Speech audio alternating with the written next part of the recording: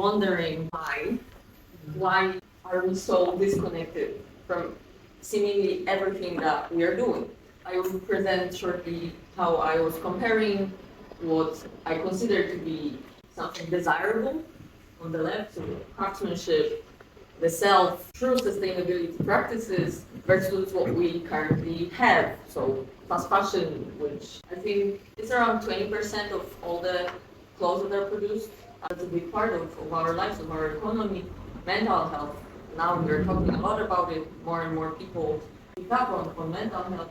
And then corporations and what they're actually doing with the sustainability practices. Based on what René ten Bos argues, that the fashionability management is made up of quick fixes and empty promises, I think it applies not only to management, but to everything that we consider fashionable, like any fashionable practices. Fashionable clothes, I mean, I'm not, of course, talking about what we do, let's put it on the side. At the beginning, I wanted to explain to you how this epiphany came to me, because of course I have been interested in nature, very passionate about environment since a very long time.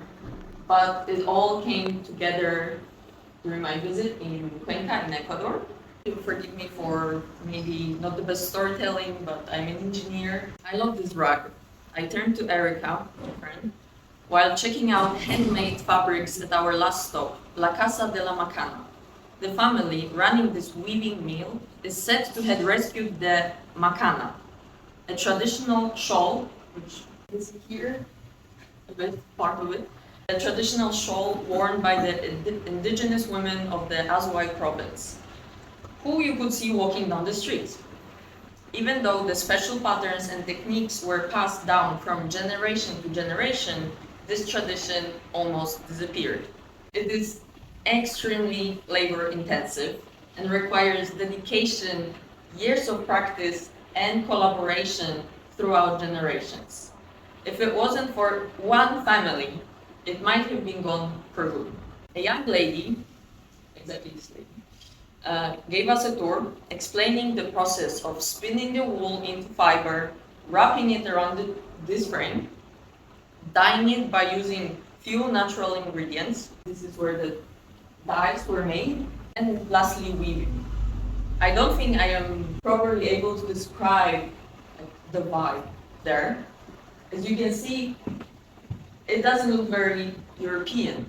Obviously it was in a factory or a very sturdy building. If it was teleported here, let's say to Paris, we would think that it was abandoned a long time ago. There in Ecuador it made perfect sense. Nature took over where it was allowed to. Old dusty objects decorated the area downstairs, leaving space for frames, decorations, benches, and chickens were running around in here. Even though they look traditional, they also had something modern to it. And it was all hidden in the clothes. My son studied fashion design at the university. He designed many of the clothes you can see in here, said Jose Jimenez, the head of the family and the man who saved Macana. He was in fact the one who saved the traditional weaving technique, even though his kids decided not to work with him because they thought that this technique is a lost cause. Modernization made it so unprofitable to produce Macana. But fortunately, in 2015, the president of Ecuador and UNESCO declared Macana a national heritage. And there it was, the perfect mix of tradition and modernism, both present in the house and the designs, not necessarily focusing on scaling up, but rather on maintaining Ecuador's culture, craftsmanship, and art, on combining the old with the new. Throughout my stay in Ecuador, I took, of course, many photos, and I could not wait to share them with my family. And when I did, my grandma, her first response was, "It looks very underdeveloped." And yes, but it didn't even occur to me at the time. To me, it was in perfect balance. It was so fascinating and inspiring. To me, it was simply anti-fashionable. That's the part of the book, and now I will go more into details of my research. Well, so Ingold, his book making was also a big part of this research. He explains that we obtain knowledge by experiencing the world. We know it by existing in this world. I started wondering, how can we know the world if to be human means to be above nature, transcend nature, right? We completely, with anthropocentrism, we put the human at the center, we are better than everything else. When it comes to making, Ingold says, we perceive only human creations to be made, and not those made by nature. But what is the difference between marble, it's not a marble statue, but a statue, and a rock formation that was carved by rain or by dripping water? And after all, nature also made us. For starters, we can see how even we make things. As I said, fast fashion. I believe that nowadays people mostly care about the appearances. Of course, not everyone. The superficial rather than the thing as it is. And this comes to Kant a bit, but I'm not going to go into this into detail. Who wonders about their clothes? Like, who made it? How was it made? How does it make me feel? It seems like nowadays we do not give much thought to all the things that surround us, the things that we make, let alone the things that nature made. What we consider to be fashionable is merely an illusion that we attach to an object. And not only do we stop considering nature as a maker, but we also stop the making ourselves. We mix up completely consuming with making. We think that by consuming, somehow we are contributing to the making, which is not true. And I assume you all know about fast fashion already, how cheap the clothes are, how detrimental to the environment. 10% of global GHG emissions is more than aviation and transportation combined. This is huge. We separated ourselves from the environment through anthropocentrism, and also we failed to understand it. Our eyes are on the price of something new, something more, something fashionable. Why are we so indifferent? We are separated, but still there's such an apathy among so many of us to everything that surrounds us. And this brought me to mental health and to the true self. Richard Schwartz, he's the founder of Internal Family Systems, and he talks about various parts inside of us. He explains that striving, materialistic, and competitive parts dominate all the others, blocking access to the self, a place of calm, clarity, compassion, and connectedness.